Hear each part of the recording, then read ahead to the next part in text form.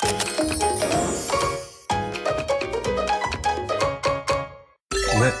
파트 2 시작하겠습니다. 이제 본격적으로 이 영화가 하고 싶어하는 이야기가 무엇인지에 대해서.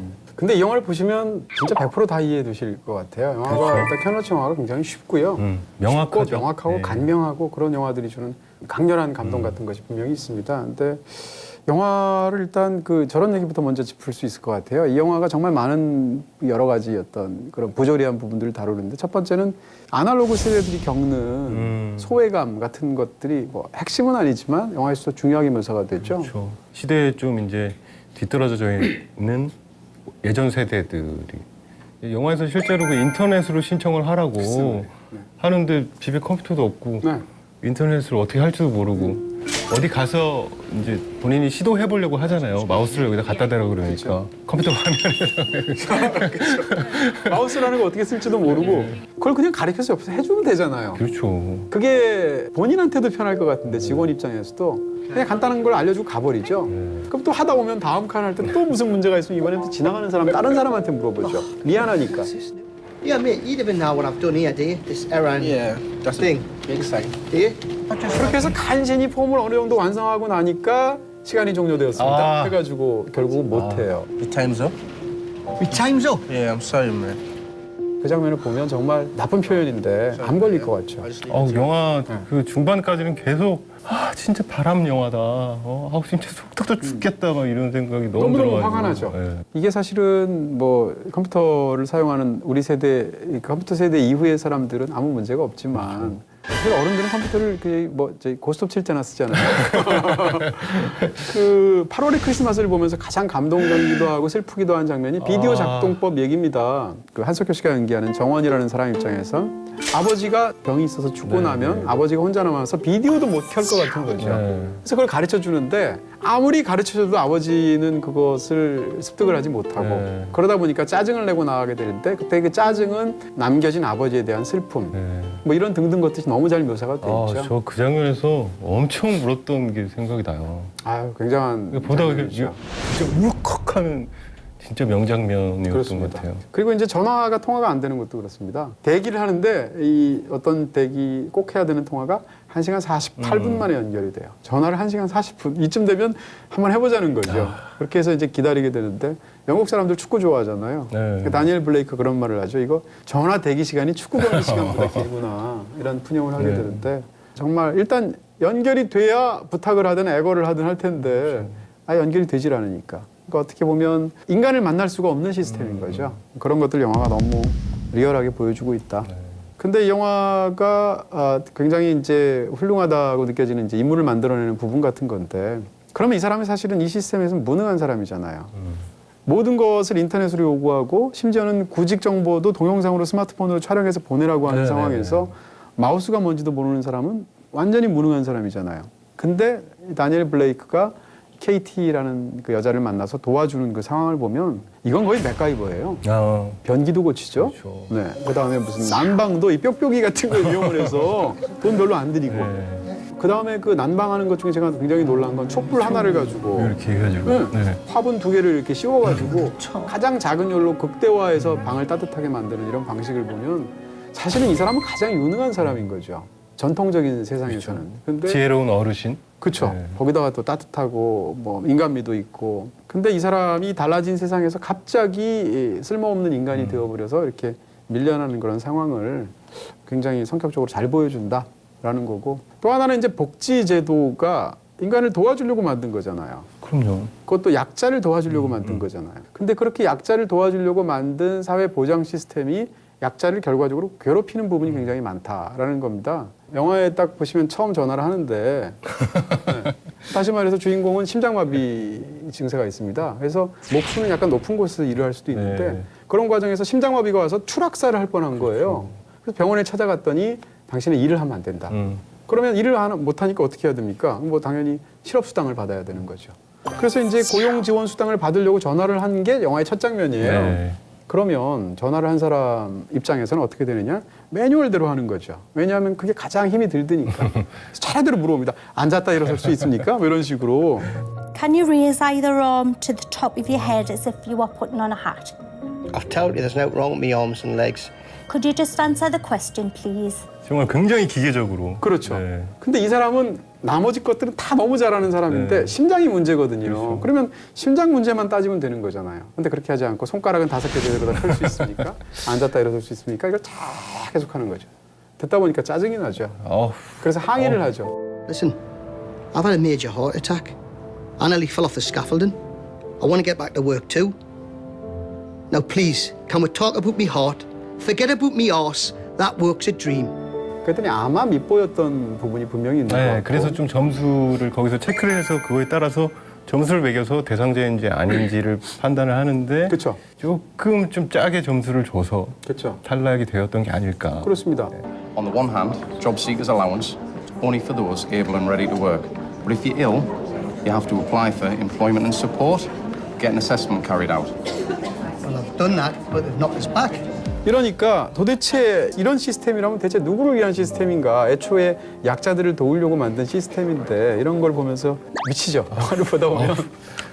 저는 이제 그걸 영화가 굉장히 잘 드러낸다라는 겁니다. 이것이 사실 이런 모순만을 지적하려고 한다면 보고서를 내거나 정치적으로 해결하거나 이게 가장 좋은 방법이잖아요. 근데 이걸 영화로 만든다는 거죠. 그러면 영화는 어디 그 안에 담긴 목소리만이 전부는 아니잖아요. 메시지 외에 영화로서의 어떤 부분들도 있을 텐데 저는 그런 면에서 영화가 훌륭한 부분들이 당연히 있다는 거예요. 첫 번째는 생략을 하지 않는다는 것.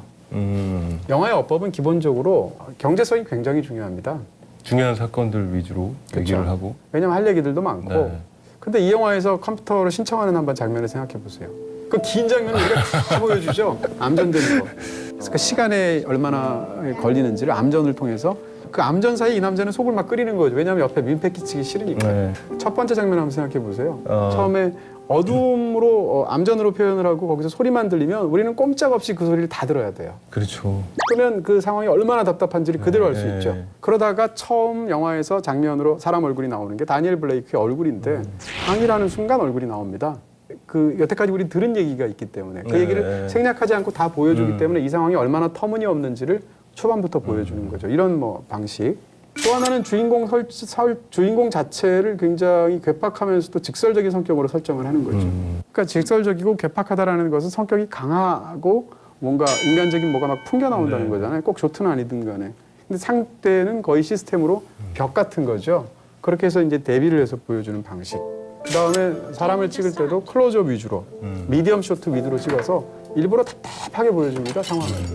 그런 걸 통해서 주인공이 처한 옴짝달싹할 수 없는 현실들을 묘사하는 방식 이런 것들이 영화적으로 이 방식을 잘 담아내고 있다.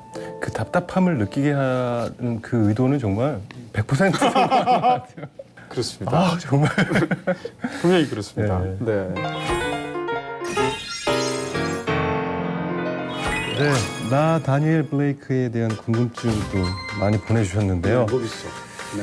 영화가 영화다 보니까 좀 이렇게 진지하고 가볍지 않은 질문들이 많이 있는 것 아유, 같아요. 제가 대충 봤는데 질문들이 다 참 좋은 것 같아요. 네, 다 말씀드리고 싶지만 조금 가볍게 얘기할 수 있는 것부터 할까요?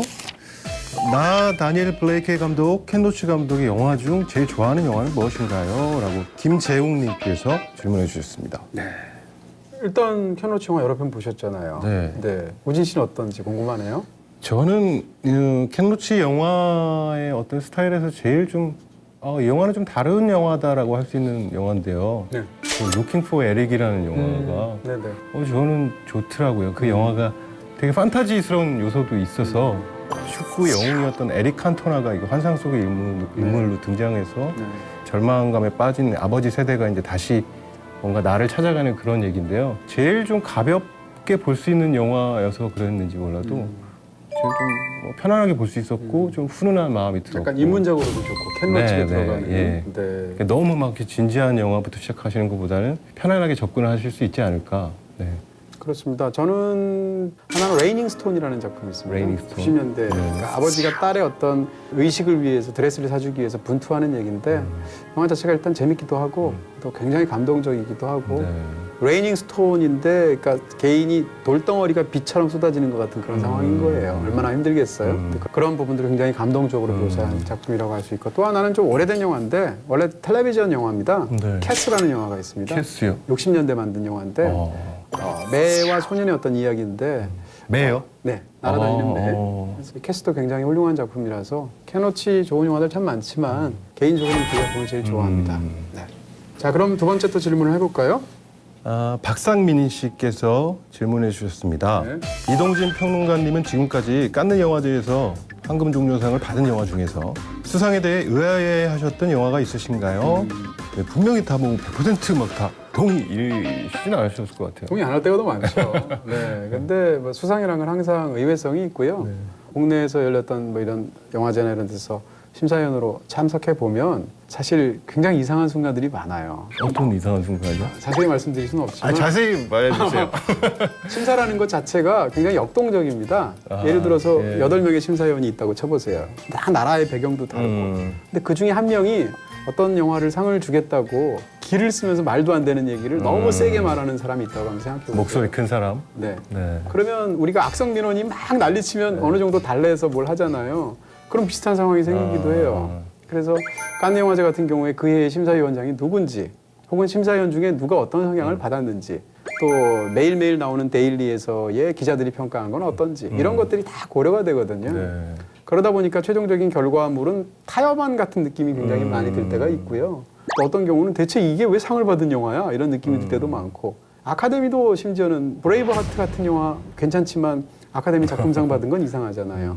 이게 그런 식으로 이상한 일들은 굉장히 많다. 그러면 뭐 네.